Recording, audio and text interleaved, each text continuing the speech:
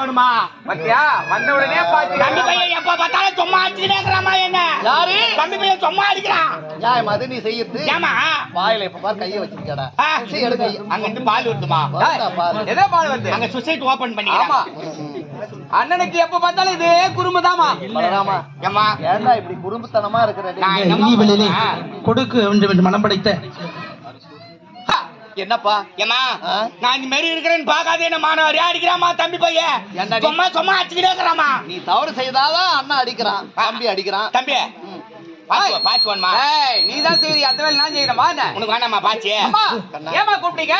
அதாவது ஆமா உணவு தயார் தானே? என்ன பசி எடுக்குதுமா? ஐயோ பசி எடுக்குதா? வாங்கடா ராஜா உங்களுக்காக பாலும் பழமும் அத்தனையும் இருக்குதுடா. சாப்பாடா ஏமா அப்பப்ப பசி எடுக்குதுமா எனக்கு கப்பல போட்டு குடுத்துறியா? ஏன்டா மா பலா வாழை முக்கணி சுவையோடு முக்கந்தெல்லாம் இப்ப சாப்பிட்டு இல்லம்மா. முக்கணி சாருடா. ஓ முக்கணி சாரா? புறப்படுங்க. வாங்க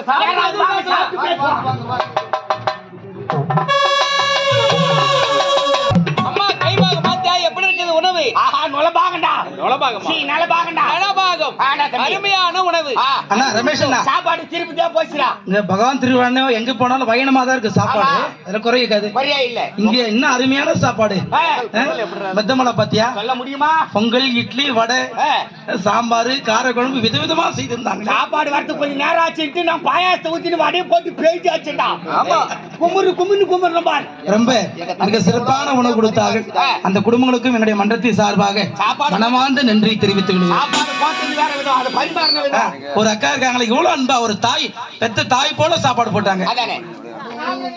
ஆமா கண்ணா பலராமா அந்த அக்கா தான் நினைக்கிறேன். என்னம்மா உட்காந்துங்க? அப்படியா? அம்மா எங்க போறீங்கப்பா? விளையாட போறோம். எப்போது பார்த்தாலும் விளையாட்டே தானே. ஒரு அளவா விளையாடணும்பா. சரிம்மா. அது அண்ணா ஏமா அம்மா சொல்லிட்டாங்க புறப்படு.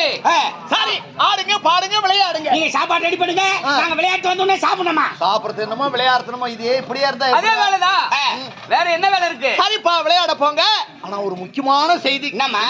அண்ணா கிழக்கு மேற்கு தெற்கு என்ற 3 திசை எங்க வேணுமானாலும் போகலாம் ஆடலாம் பாடலாம் போகலாம். ஆனா வட திசை மட்டும் நீ போக கூடாது. வட திசை பலராமா நீங்க இருவரும் அங்க போக கூடாதுடா. அது ஏன் வடதோசைக்கு போக கூடாது? வடதிசையா ஏன் சொல்லக்கூடாது? அதை மட்டும் கேட்காதீர்கள். ஏமா காலம் நேரம் ஒன்று வரும் மர்ம கதை அப்பொழுது சொல்கிறேன் உங்களுக்கு. அப்படியா? ஆமாப்பா. இப்ப சொல்ல முடியாது. அண்ணா போகலாமா? 3 திசை போலாம். வடதிசைக்கு போக கூடாதா? தோசை பொங்கல் இதேதாடா வடெல்லாம். இருவரும் போயிட்டு வர. நீங்க ஜாக்கிரதை. போய் வர மாட்டாண்டா.